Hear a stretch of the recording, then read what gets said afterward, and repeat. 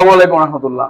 যারা ভিডিওটা ক্লিক করেছেন যে আপনি সূচক শিখবেন, ঠিক আছে, তারা অবশ্যই আমি বলবো যে খাতাগুলো নিয়ে বসেন। এই ভিডিওতে ইনশাল্লাহ কিছু শিখতে পারবেন। আমাদের আজকে চ্যাপ্টার 4.1, পেজ নাম্বার হচ্ছে 80 80, ঠিক আছে।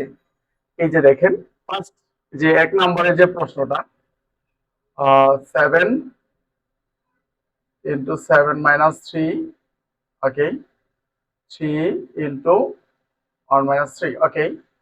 দেখেন, এটা হচ্ছে আমাদের 1 নম্বরের যে প্রশ্নটা, একটু ধৈর্য সহকারে শিখতে হবে।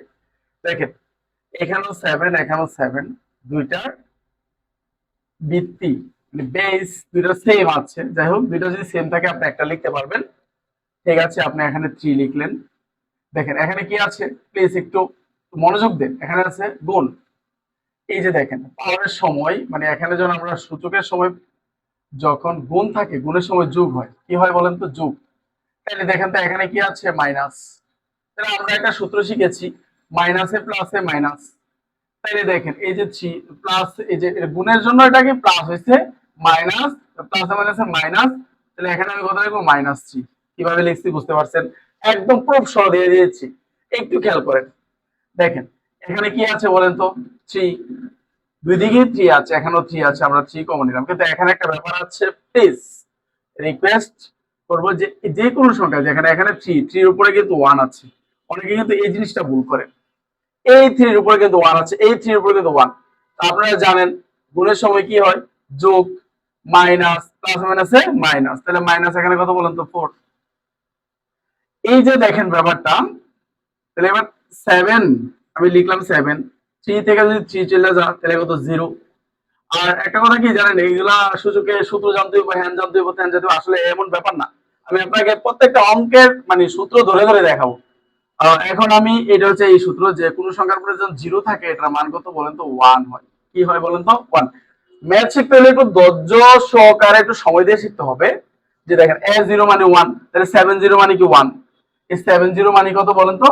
তার মানে আমরা শিখলাম যে কোনো সংখ্যার উপরে যখন 0 থাকবে এটার মান কত? 1। ঠিক আছে। আপনি এই যে আপনি এখানে 1000-এর উপরে এখানে একটা 0 আছে, এটার মান কত হবে? 1। এই তো আমরা সূত্র শিখে ফেললাম। মানে সূত্র নিয়ে আলাদা একটা হেডেক নেওয়ার টেনশন নাই, সেটা আমি বলবো। ঠিক আছে, অঙ্কে অঙ্কে আমরা সূত্র শিখবো। ওকে, দেখেন এবার এই যে -4, এখানে কি আছে? -4 থেকে +1 চলে গেলে +1, এটা কিন্তু +1, তাহলে কত থাকে? -3 থাকে। তাহলে এখানে কিন্তু আমি -3 লিখলাম। ওকে, দেখেন -3 লিখলাম। এখন দেখেন 70, 70 কত? আমি কিন্তু পূর্বেই শিখে আসছি, 70 মানে কি 1। এবার দেখেন, এখন একটা সূচকের মধ্যে সবচেয়ে বড় কথা হচ্ছে, যদি যোগ যোগ সমান আপনি ইন্টু চিন্তা করবেন, বিয়োগ সমান সমান আপনি ভাগ চিন্তা করবেন, ঠিক আছে। তাহলে এটা কি আছে? বিয়োগ। তাহলে এটাকে আপনি কি লিখবেন বলেন তো?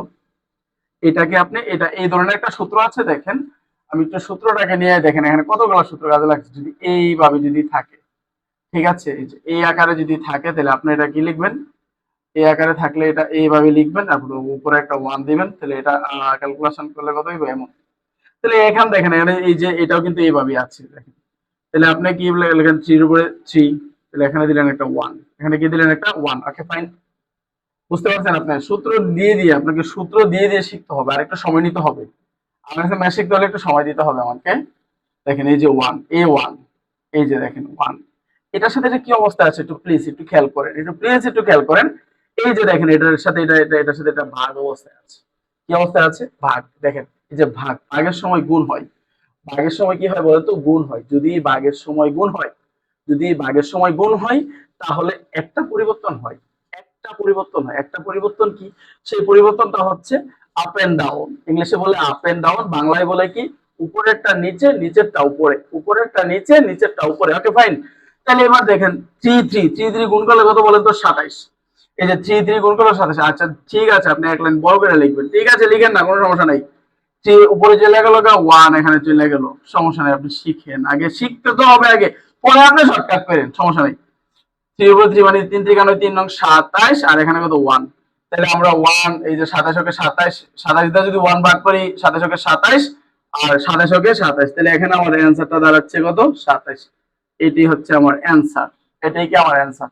এখন দেখেন একটু বড় হয়ে যাচ্ছে ভিডিওগুলো, আর বড় হইলে আমি কি করব, আপনাকে তো শিখতে হবে। ঠিক আছে, এরপরের যে 2 নম্বরের প্রশ্নটা হচ্ছে, এখানে আপনার একটা জিনিস শিখতে হবে। এখানে ব্যাস কোনো সূত্রের কোনো ব্যবহার নাই। এখানে একটা জিনিস আপনাকে শিখতে হবে, শুধু একটা জিনিস শিখবেন। সেটা হচ্ছে দেখেন, শুধু একটা জিনিস শিখেন, সেটা হচ্ছে এই যে রুট, এই রুটের মান হাফ শিখেন আপনি। রুট মানে হাফ, হাফ মানে রুট, রুট মানে হাফ, হাফ মানে রুট। একটা জিনিস শিখেন। এখন দেখেন আপনি একটু খেয়াল করেন, এখানে যদি থ্রি থাকে, এখন শুধু আমি বলছি রুটের মান হাফ। এখন যদি দেখেন এই যদি এইভাবে যদি থাকে, তাহলে আপনি এটাকে এভাবে লিখতে হবে। যদি এইভাবে থাকে 5, তাহলে 1/5। এইভাবে যদি থাকে তাহলে 1/7। ইজি ব্যাপার, বলেন তো। সূত্র আপনি এত টেনশন করার দরকারটা কি? কোনো টেনশন করার দরকার নাই। দেখেন, তাহলে এই যে আপনি এই জিনিসগুলো একটু বেসিক জিনিসটা যদি আপনি ক্লিয়ার করেন, দেখেন এখন করে আপনি কত সহজভাবে শিখতে পারবেন। একদম সহজভাবে শিখতে। 7 স্কোয়ার গুণ, দেখেন 7 স্কোয়ার। এখন দেখেন এটার উপরে কি আছে, 1/3। এই যে আমি 1/3 লিখে ফেললাম। এইবার দেখেন 7, আর এখানে 1/3, মানে 1/3। এই যে দেখেন 7, আর এটা মান কত বলেন তো? ওকে, আশা করি শিখতেছেন। দেখেন একটু ভালো করে একটু খেয়াল করেন।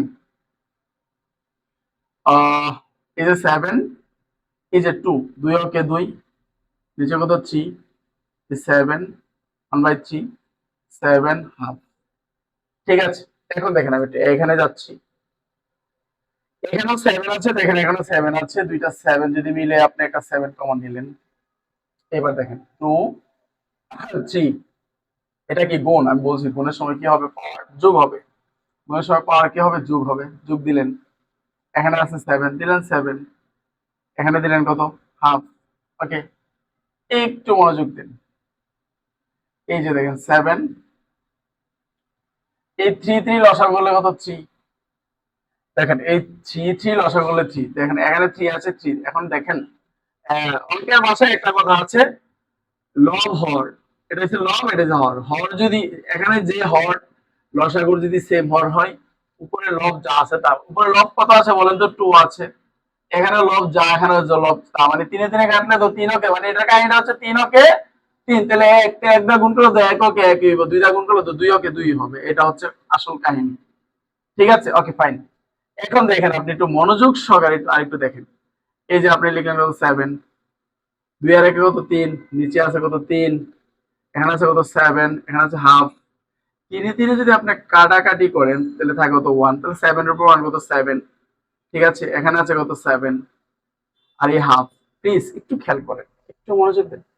দেখেন দুই দিকে যদি 7 আছে, তাহলে আপনি দেখেন দুইটাই 7 আছে, তো 7 কমন নিলেন। আচ্ছা, আমরা পূর্বে শিখছিলাম এই যে রুটের মান কত বলেন তো, হাফ। তাহলে আপনি এই যে এটার পরিবর্তে আপনি এই যে হাফ দিয়ে দিবেন, মানে এই যে হাফের পরিবর্তে রুট দিয়ে দিলেন, তাহলে আমাদের অ্যান্সারটা দাঁড়ালো কত বলেন তো, √7। যদি না বোঝেন তাহলে আমাকে আরেকটু বলেন, আমি আরো সহজ করে, আরো আস্তে আস্তে, আরো ধীরে ধীরে বুঝাবো। কমেন্ট তো করতে হবে। ধন্যবাদ সবাইকে, আসসালামু আলাইকুম।